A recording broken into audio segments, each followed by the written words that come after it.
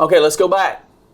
Today, in our mini message, back to verse 1 of Exodus chapter 20. It says, then God gave the people all these instructions. Okay, we're kind of dealing with this a piece at a time and really going into the depths of what this means.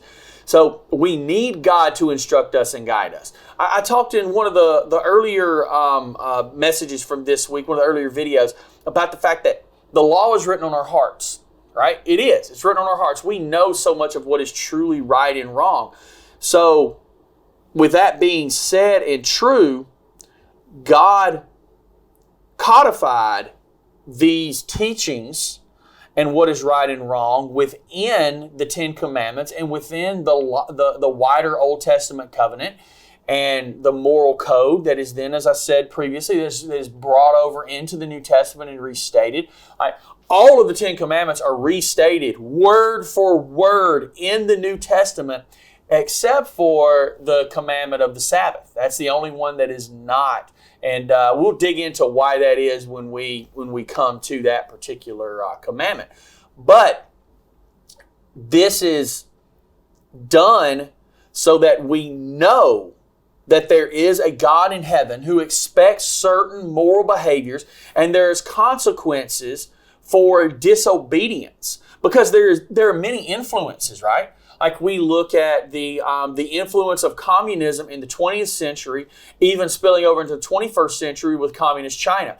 There is a rejection of God's moral code, right? There's really a rejection within communism of the value of the individual. It is the stress that there is the value of the collective, right? The community. So that really devalued human life. So what have we seen with communism over the course of the 20th century? We don't even know how many people are dead. We don't even know how many people were killed by communism within the 20th century. I've seen numbers like 50 million, 60 million, 70 million. We have no idea. But it dwarfs Hitler in the Holocaust. Dwarfs it in sheer number. Why? We discarded God. Communism discards God. It discards His moral code. So we do away with a God-based moral code. And this code doesn't just say that certain behaviors are unwise or unhelpful. There is a command either to do or not do certain things.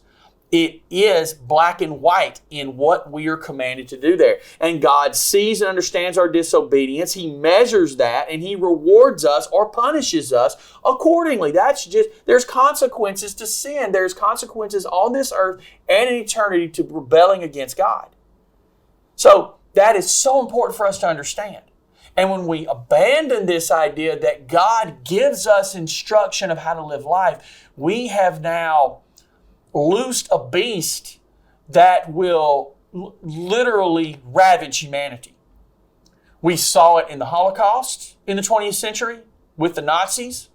We have seen it in the 20th century on into the 21st century with communism.